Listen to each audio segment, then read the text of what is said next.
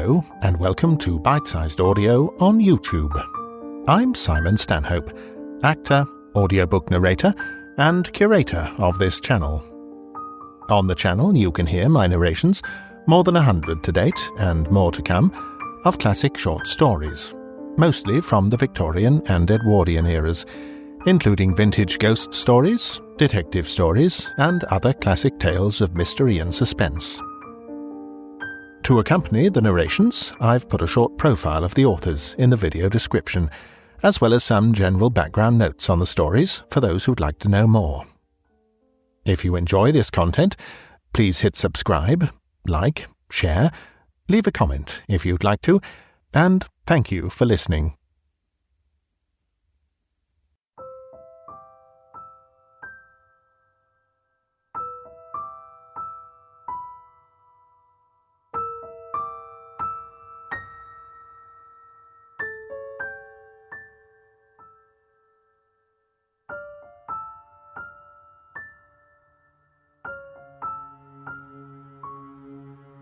The Crown Derby Plate by Marjorie Bowen. Martha Pym said that she had never seen a ghost, and that she would very much like to do so, particularly at Christmas, for you can laugh as you like, that is the correct time to see a ghost. "I don't suppose you ever will," replied her cousin Mabel comfortably, while her cousin Clara shuddered and said that she hoped they would change the subject, for she disliked even to think of such things. The three elderly, cheerful women sat round a big fire, cosy and content, after a day of pleasant activities. Martha was the guest of the other two, who owned the handsome, convenient country house. She always came to spend her Christmas with the Wintons, and found the leisurely country life delightful after the bustling round of London, for Martha managed an antique shop of the better sort, and worked extremely hard. She was, however, still full of zest for work or pleasure, though 60 years old, and looked backwards and forwards to a succession of delightful days. The other two, Mabel and Clara, led quieter but none the less agreeable lives. They had more money and fewer interests, but nevertheless enjoyed themselves very well. "Talking of ghosts," said Mabel, "I wonder how that old woman at Hartley's is getting on. For Hartley's, you know, is supposed to be haunted." "Yes, I know," smiled Miss Pym. "But all the years that we have known of the place, we have never heard anything definite, have we?" "No," put in Clara, "but there is that persistent rumour that the house is uncanny, and for myself nothing would induce me to live there." "Well, it is certainly very lonely and dreary down there on the marshes," conceded Mabel. "But as for the ghost, you never hear what it is supposed to be, even." "Who has taken it?" asked Miss Pym, remembering Hartley's as very desolate indeed, and long shut up. "A Miss Lefane, an eccentric old creature. I think you met her here once, 2 years ago." "I believe that I did, but I don't recall her at all." "We have not seen her since. Hartley's is so unget-at-able, and she didn't seem to want visitors. She collects china, Martha, so really you ought to go and see her and talk shop." With the word china, some curious associations came into the mind of Martha Pym. She was silent while she strove to put them together, and after a second or two they all fitted together into a very clear picture.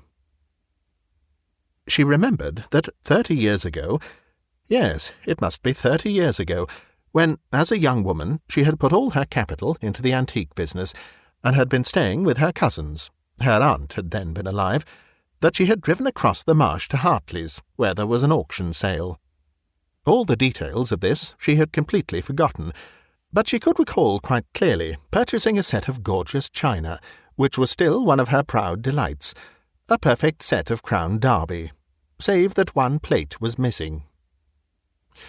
"How odd," she remarked, "that this Miss Lefane should collect china too, for it was at Hartley's that I purchased my dear old Derby service.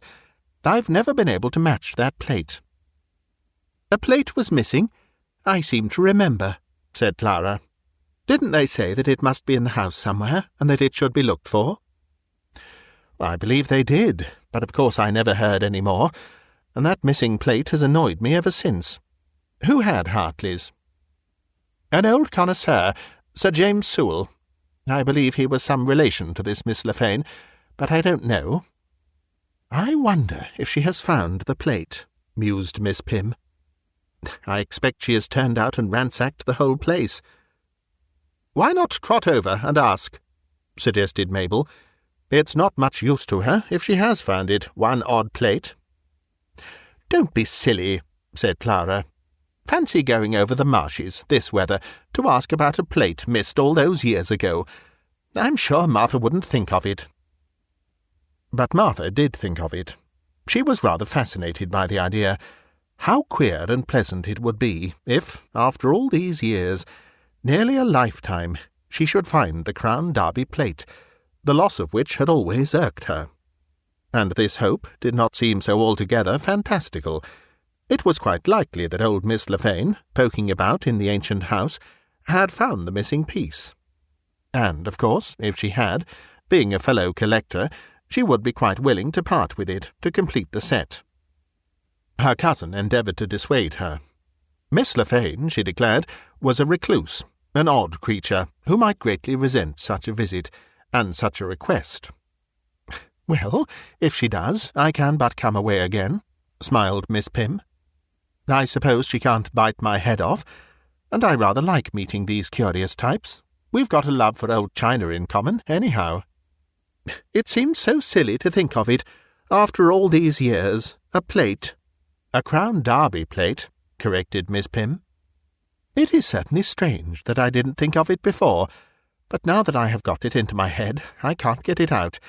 Besides, she added hopefully, I might see the ghost. So full, however, were the days with pleasant local engagements that Miss Pym had no immediate chance of putting her scheme into practice. But she did not relinquish it, and she asked several different people what they knew about Hartley's and Miss Lefane. And no one knew anything, save that the house was supposed to be haunted, and the owner cracky. "Is there a story?" asked Miss Pym, who associated ghosts with neat tales, into which they fitted as exactly as nuts into shells. But she was always told, "Oh, no, there isn't a story. No one knows anything about the place. Don't know how the idea got about. Old Sewell was half crazy, I believe. He was buried in the garden, and that gives the house a nasty name." "Very unpleasant," said Martha Pym, undisturbed. This ghost seemed too elusive for her to track down. She would have to be content if she could recover the Crown Derby plate. For that, at least, she was determined to make a try, and also to satisfy that faint tingling of curiosity roused in her by this talk about Hartley's, and the remembrance of that day, so long ago, when she had gone to the auction sale at the lonely old house. So the first free afternoon, while Mabel and Clara were comfortably taking their afternoon repose, Martha Pym, who was of a more lively habit, got out her little governess cart and dashed away across the Essex flats.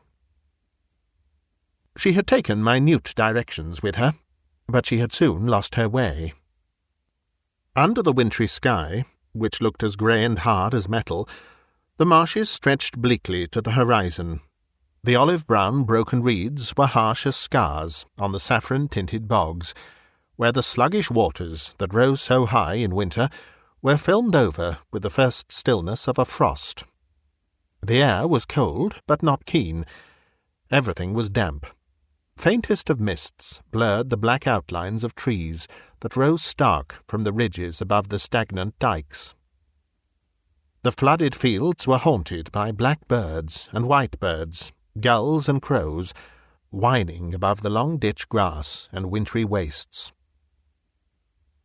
Miss Pym stopped the little horse and surveyed this spectral scene, which had a certain relish about it to one sure to return to a homely village, a cheerful house, and good company. A withered and bleached old man, in colour like the dun landscape, came along the road between the sparse alders. Miss Pym, buttoning up her coat, asked the way to Hartley's as he passed her. He told her straight on, and she proceeded, straight indeed, across the road that went with undeviating length across the marshes. "Oh, of course," thought Miss Pym, "if you live in a place like this, you are bound to invent ghosts."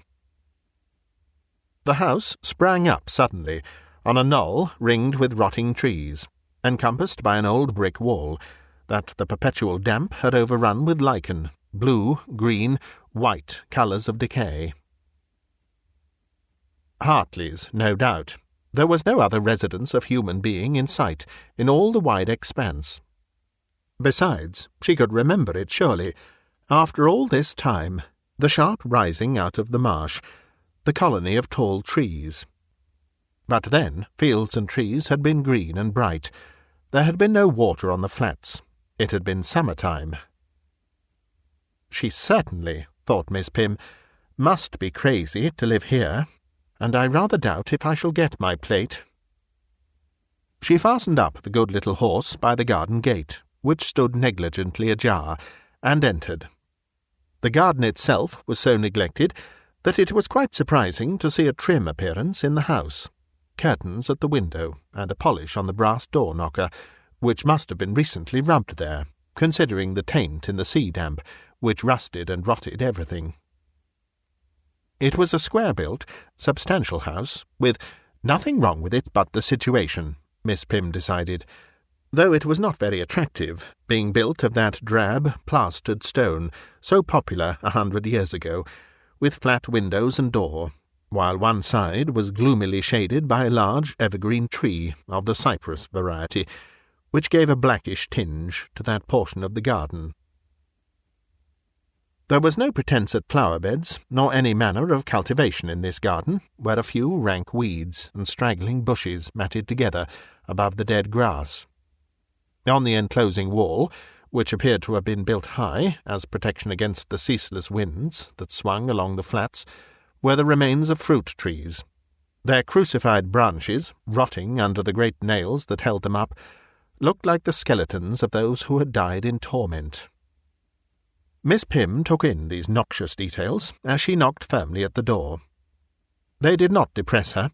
She merely felt extremely sorry for anyone who could live in such a place. She noticed, at the far end of the garden, in the corner of the wall, a headstone showing above the sodden, colourless grass, and remembered what she had been told about the old antiquary being buried there, in the grounds of Hartley's. As the knock had no effect, she stepped back and looked at the house. It was certainly inhabited, with those neat windows, white curtains and drab blinds, all pulled to precisely the same level. And when she brought her glance back to the door, she saw that it had been opened, and that someone, considerably obscured by the darkness of the passage, was looking at her intently. "Good afternoon," said Miss Pym cheerfully. "I just thought that I would call to see Miss Le Fane. It is Miss Le Fane, isn't it?" "It's my house," was the querulous reply. Martha Pym had hardly expected to find any servants here, though the old lady must, she thought, work pretty hard to keep the house so clean and tidy as it appeared to be. "Of course," she replied. "May I come in? I'm Martha Pym, staying with the Wintons. I met you there."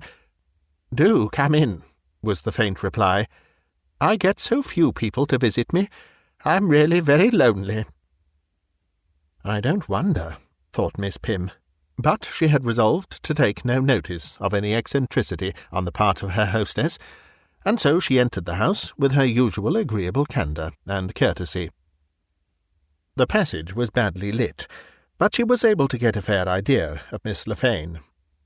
Her first impression was that this poor creature was most dreadfully old, older than any human being had the right to be. Why, she felt young in comparison. So faded, feeble, and pallid was Miss Le Fane. She was also monstrously fat. Her gross, flaccid figure was shapeless, and she wore a badly cut, full dress, of no colour at all, but stained with earth and damp, where Miss Pym supposed she had been doing futile gardening. This gown was doubtless designed to disguise her stoutness. but had been so carelessly pulled about that it only added to it, being rucked and rolled all over the place, as Miss Pym put it to herself. Another ridiculous touch about the appearance of the poor old lady was her short hair. Decrepit as she was, and lonely as she lived, she had actually had her scanty relics of white hair cropped round her shaking head. "Dear me," she said, in her thin treble voice. "How very kind of you to come. I suppose you prefer the parlour. I generally sit in the garden." "The garden? But not in this weather." "I get used to the weather. You've no idea how used one gets to the weather." "I suppose so," conceded Miss Pym doubtfully.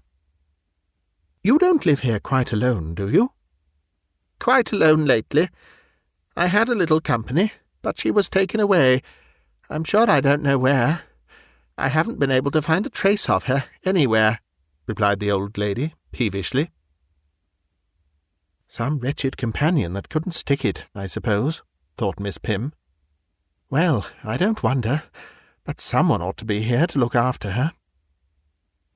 They went into the parlour, which, the visitor was dismayed to see, was kept without a fire, but otherwise well kept.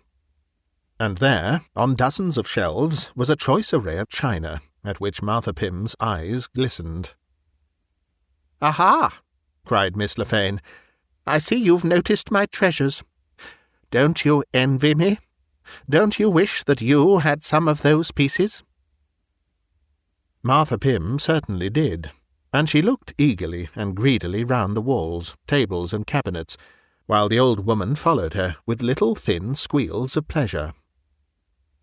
It was a beautiful little collection, most choicely and elegantly arranged, and Martha thought it marvellous that this feeble, ancient creature should be able to keep it in such precise order, as well as doing her own housework. "Do you really do everything yourself here, and live quite alone?" she asked, and she shivered even in her thick coat, and wished that Miss Lefane's energy had risen to a fire. But then probably she lived in the kitchen, as these lonely eccentrics often did. "There was someone," answered Miss Lefane cunningly, "but I had to send her away. I told you she's gone. I can't find her, and I am so glad. Of course," she added wistfully, "it leaves me very lonely, but then I couldn't stand her impertinence any longer. She used to say that it was her house, and her collection of china. Would you believe it? She used to try to chase me away from looking at my own things." "How very disagreeable," said Miss Pym, wondering which of the two women had been crazy. "But hadn't you better get someone else?" "Oh, no," was the jealous answer. "I would rather be alone with my things. I daren't leave the house, for fear someone takes them away. There was a dreadful time once, when an auction sale was held here." "Were you here then?" asked Miss Pym. But indeed she looked old enough to have been anywhere. "Yes, of course," Miss Lefane replied, rather peevishly, and Miss Pym decided that she must be a relation of old Sir James Sewell. Clara and Mabel had been very foggy about it all. "I was very busy, hiding all the china, but one set they got, a Crown Derby tea service."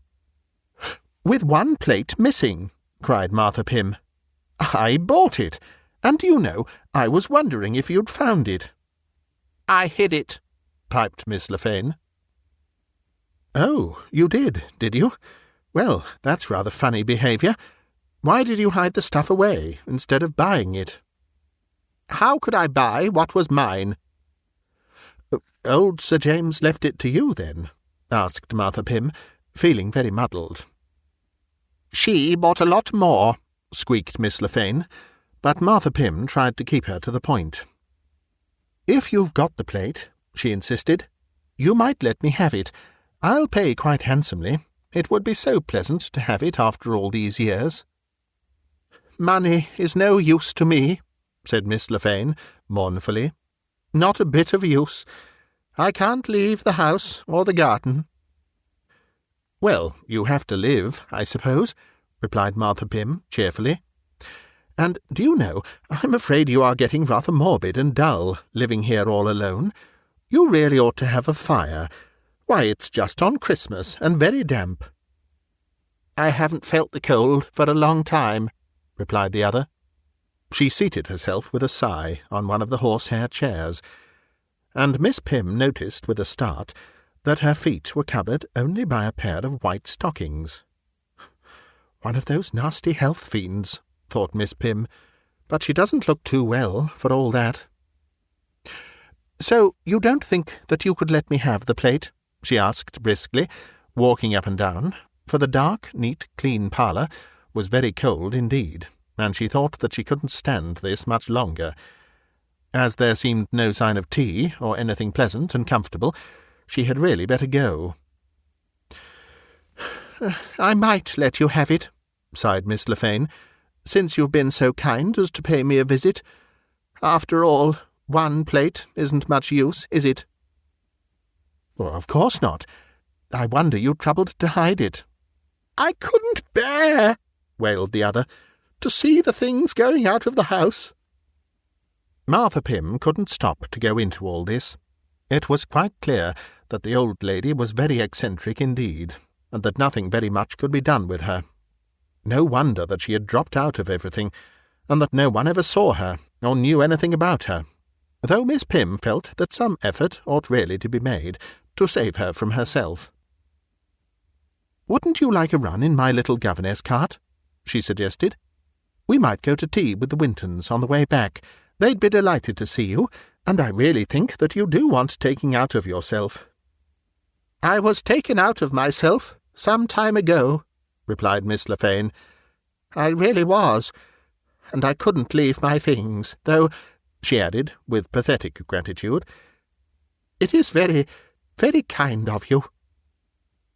"Your things would be quite safe, I'm sure," said Martha Pym, humouring her.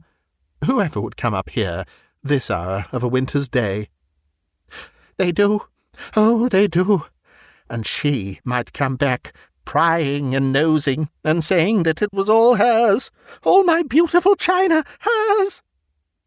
Miss Lefane squealed in her agitation, and rising up, ran round the wall, fingering with flaccid yellow hands the brilliant glossy pieces on the shelves. "Well, then, I'm afraid that I must go. They'll be expecting me, and it's quite a long ride. Perhaps some other time you'll come and see us." "Oh, must you go?" quavered Miss Lefane, dolefully. "I do like a little company now and then, and I trusted you from the first. The others, when they do come, are always after my things, and I have to frighten them away." "Frighten them away?" replied Martha Pym. "However do you do that?" "It doesn't seem difficult. People are so easily frightened, aren't they?" Miss Pym suddenly remembered that Hartley's had the reputation of being haunted. Perhaps the queer old thing played on that. The lonely house, with the grave in the garden, was dreary enough around which to create a legend. "I suppose you've never seen a ghost?" she asked pleasantly. "I'd rather like to see one, you know." "There is no one here but myself," said Miss Lefane. "So you've never seen anything? I thought it must be all nonsense. Still, I do think it rather melancholy for you to live here all alone." Miss Lefane sighed. "Yes, it's very lonely. Do stay and talk to me a little longer." Her whistling voice dropped cunningly. "And I'll give you the Crown Derby plate." "Are you sure you've really got it?" Miss Pym asked. "I'll show you." Fat and waddling as she was, she seemed to move very lightly as she slipped in front of Miss Pym and conducted her from the room, going slowly up the stairs, such a gross, odd figure in that clumsy dress, with the fringe of white hair hanging onto her shoulders. The upstairs of the house was as neat as the parlour, everything well in its place, but there was no sign of occupancy. The beds were covered with dust sheets. There were no lamps or fires set ready. "I suppose," said Miss Pym to herself, "she doesn't care to show me where she really lives." But as they passed from one room to another, she could not help saying, "Where do you live, Miss Lefane?" "Mostly in the garden," said the other. Miss Pym thought of those horrible health huts that some people indulged in. "Well, sooner you than I," she replied cheerfully. In the most distant room of all, a dark, tiny closet, Miss Lefane opened a deep cupboard and brought out a Crown Derby plate, which her guest received with a spasm of joy, for it was actually that missing from her cherished set. "Oh, it's very good of you," she said in delight. "Won't you take something for it, or let me do something for you?" "You might come and see me again," replied Miss Lefane wistfully. "Oh, yes, of course, I should like to come and see you again." But now that she had got what she had really come for, the plate, Martha Pym wanted to be gone. It was really very dismal and depressing in the house, and she began to notice a fearful smell. The place had been shut up too long. There was something damp, rotting somewhere, in this horrid little dark closet, no doubt. "I really must be going," she said hurriedly. Miss Lefane turned as if to cling to her, but Martha Pym moved quickly away. "Dear me," wailed the old lady. "Why are you in such haste?" "There's a smell," murmured Miss Pym, rather faintly. She found herself hastening down the stairs, with Miss Lefane complaining behind her. "How peculiar people are! She used to talk of a smell." "Well, you must notice it yourself." Miss Pym was in the hall.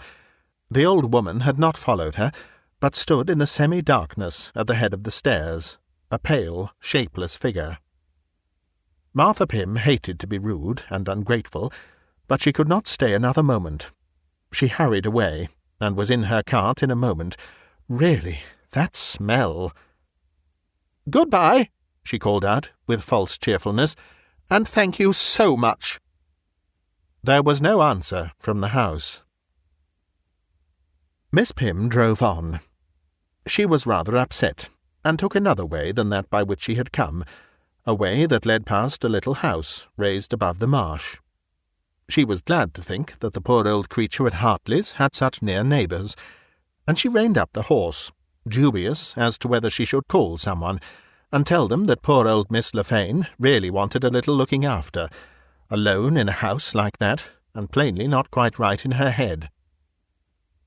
A young woman, attracted by the sound of the governess cart, came to the door of the house, and seeing Miss Pym, called out, asking if she wanted the keys of the house. "What house?" asked Miss Pym. "Hartley's, mum. They don't put a board out, as no one is likely to pass, but it's to be sold. Miss Lefane wants to sell or let it." "I've just been up to see her."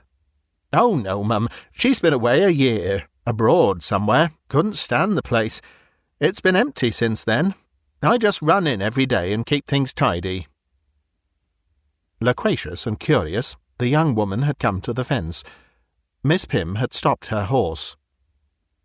"Miss Lefane is there now," she said. "She must have just come back." "She wasn't there this morning, mum. 'Tisn't likely she'd come either. Fair scared she was, mum. Fair chased away. Didn't dare move her china. Can't say I've noticed anything myself, but I never stay long, and there's a smell." "Yes," murmured Martha Pym faintly. "There's a smell. What chased her away?" The young woman, even in that lonely place, lowered her voice.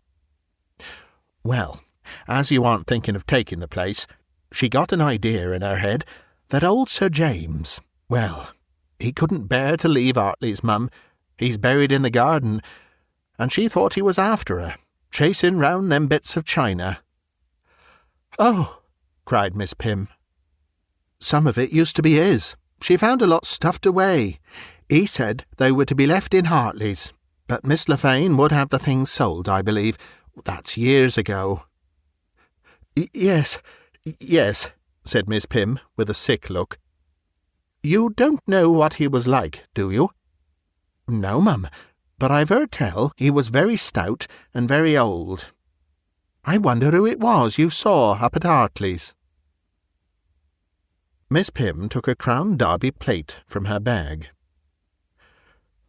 "You might take that back when you go," she whispered. "I shan't want it, after all." Before the astonished young woman could answer, Miss Pym had darted off across the marsh. That short hair, that earth-stained robe, the white socks. "I generally live in the garden."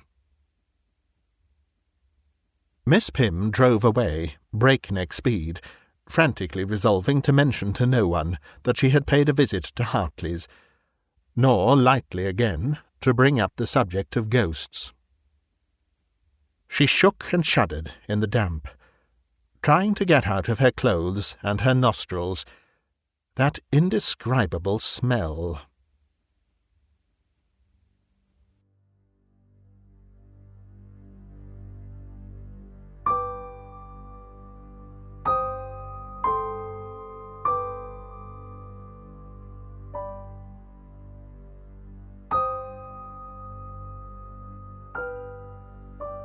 You've been listening to a bite-sized audiobook, read by me, Simon Stanhope. If you enjoy these stories and would like to help me to keep producing new content, you can find links in the video description to my Patreon page or to buy me a coffee. Another way to support me is through my Bandcamp page, bitesizedaudio.bandcamp.com, where you can hear my narrations of many more classic short stories, and you can also purchase and download them to keep. This recording is copyright Bitesized Audio 2024. Thank you for listening.